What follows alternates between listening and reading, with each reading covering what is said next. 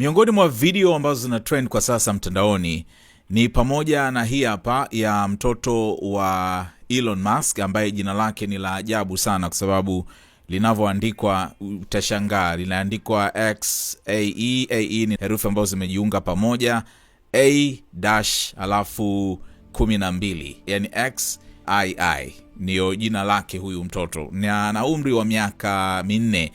Na huyu ni mtoto ambaye amezaa na mwimbaji wa Canada anaitwa Grimes. Juzi wakati Elon Musk amekwenda kwenye ikulu ya White House kuzungumza na waandishi wa habari, kujibu maswala mbalimbali kuhusiana na utendaji wake wa ile idara yake ya Doge, alikwenda na mtoto wake huyu. Sasa hizi video ambazo zina trend zimewashangaza watu wengi. Na hapa ndipo wanaposema it's too unusual to be true.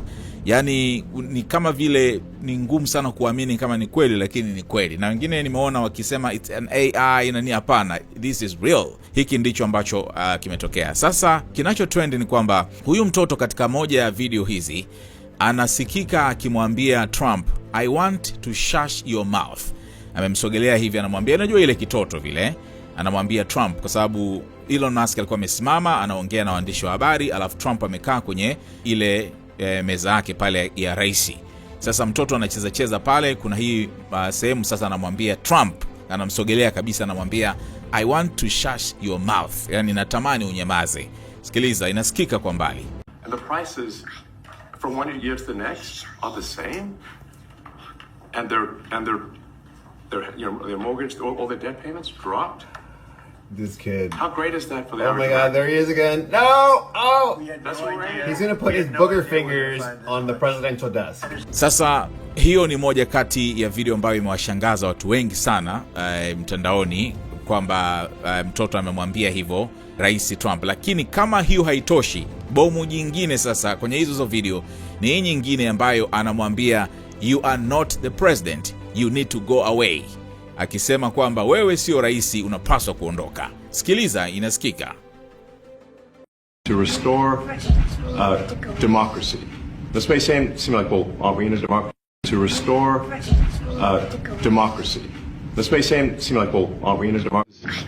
From one year to the next are the same, and ingawa wengine wanaona kama haya ni maneno ya kawaida ya mtoto, unajua hana akili vile, ajua anachokisema kama ni kibaya ama vile. Unajua kuna wale watoto ambao labda mgeni kaja anampiga kibao, unajua inategemea na ambavyo umemlea mtoto, sio? Sasa ndio hivyo ambavyo mtoto huyu ameact kwenye ikulu ya White House mbele ya babake na kumwambia maneno haya Rais Trump. Na Trump alikuwa tu anamwangalia hapo kama, unajua tena, he's just a kid. Lakini kuna kitu ambacho bila shaka kimeleta picha mbaya, kwanza kwenda na mtoto huyo kwenye ikulu na kutoichukulia serious sana ikulu. Wengi wanamuona Trump kama mwenda wazimu fulani hivi, mtu ambaye bilionea chizi, yani hajali, kwa sababu jinsi ambavyo aliingia katika hii ikulu hakuonesha kama ni sehemu ambayo inatakiwa kuheshimiwa.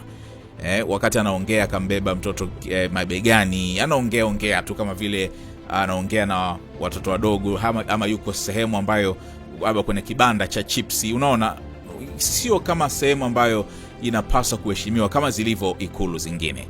Kwa hiyo hii inazidi kuchora picha mbaya ya ukaribu wa Trump pamoja na Elon Musk, kwa sababu Elon inaonekana kama vile yeye ndo he's calling the shots now. Yani yeye ndo anaamua kama Trump tufanye hivi, wale wa South Africa wale wapige na kitu kizito, tuwapige hawa, tuachane na hii.